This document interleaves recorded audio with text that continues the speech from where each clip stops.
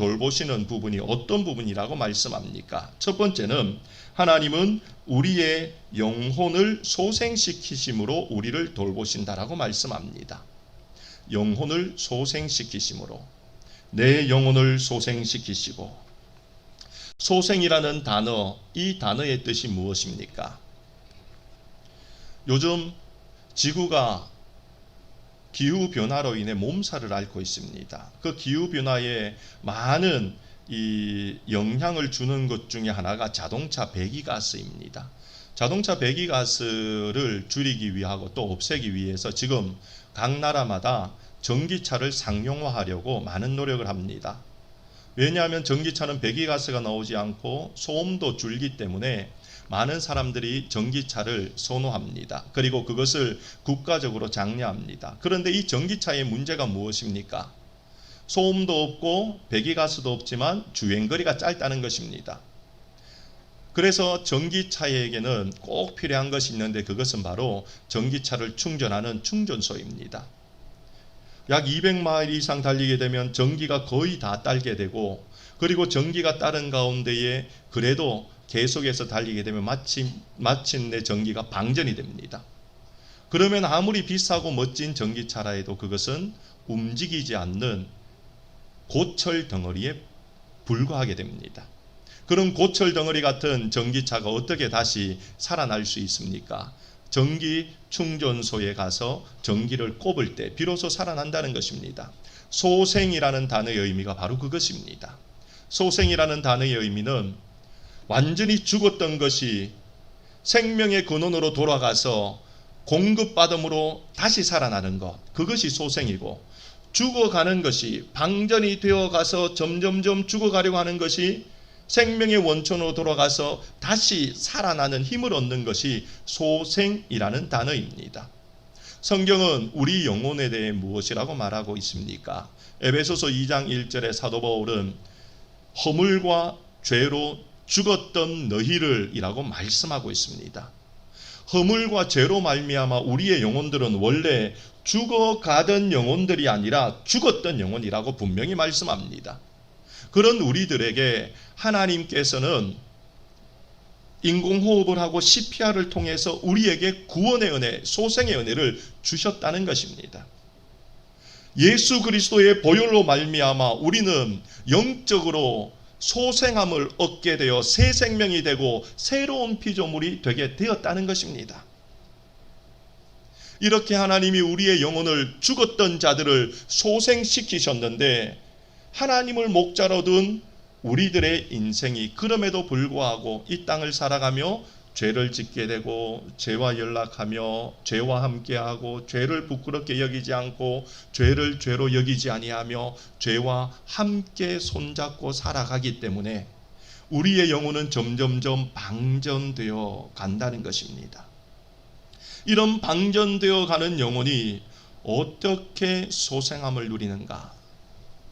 방전된 차가 전기 충전소에 가서 소생되듯이 방전되는 우리 영혼도 영혼 충전소에 가서 회복되고 소생되어져야 됩니다. 그러면 우리가 가야 되는 그 영혼의 충전소, 나를 소생시키는 영혼의 충전소가 어디라고 성경은 말씀합니까? 오늘 시편 23편 3절은 내 영혼을 목자 되신 하나님이 충전시키시고 라고 말씀합니다. 또한 베드로 전서 2장 25절에 우리에게 이렇게 말씀합니다. 너희가 전에는 양과 같이 길을 잃었더니 이제는 너희 영혼의 목자와 감독 되신 이에게 돌아왔느니라 라고 말씀합니다.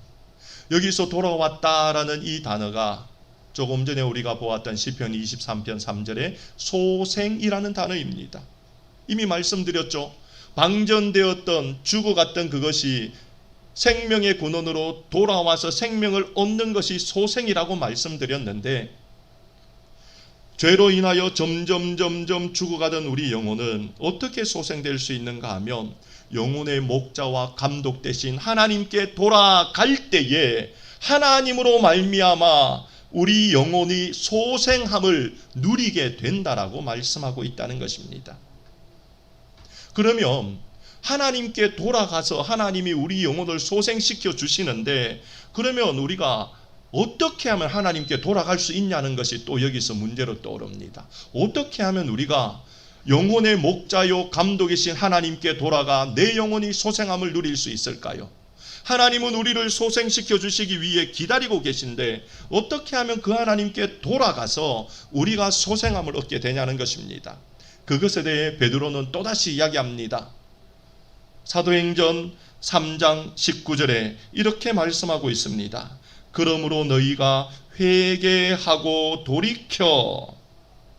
어떻게 하면 돌아갈 수 있다고요? 회개하고 돌이켜. 회개하면 돌이킨다라고 말씀하고 있습니다. 그리고 어떻게 된다라고 말합니까? 너희 죄 없이 함을 받으라. 회개하면 죄 없이 함을 누리게 되는데, 이같이 하면 어떤 날이 너희가 경험하게 될 것이라 말씀하죠? 새롭게 되는 날이 주 앞으로부터 너희에게 이를 것이다.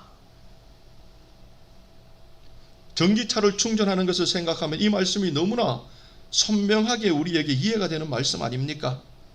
방전되어 가는 차를 가지고 가다가 슈퍼차저가 있는 곳에 가서 그 차를 충전할 때에 그 차가 마치 새로운 차처럼 완충이 되어서 또다시 달릴 수 있듯이, 우리의 영혼이 죄로 말미암아 점점 죽어가다가 회개함으로 영혼의 목자요 감독 되신 하나님께 돌아갈 때에 하나님으로 말미암아 우리에게 새롭게 되는 날이 이르게 된다라고 말씀하고 있다는 것입니다.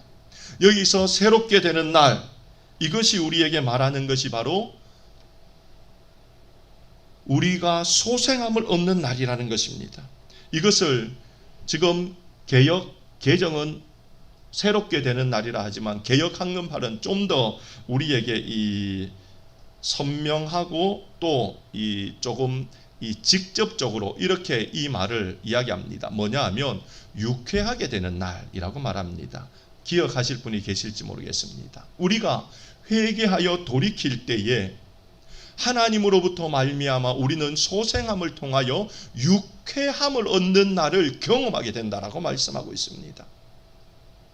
그러므로 여호와는 나의 목자이기에 내가 내 영혼을 어떻게 할 수 없고, 이 영혼은 날마다 죄로 죽어가서 늘 고난과 고통과 근심과 걱정을 주는데, 우리가 회개함으로 영혼의 충전조이신 하나님께 돌아가기만 하면 하나님으로 말미암아 우리가 유쾌하게 되는 은혜를 누리기 때문에 나는 여호와를 목자로 두었기에 행복합니다 라고 우리가 고백할 수 있다는 것입니다.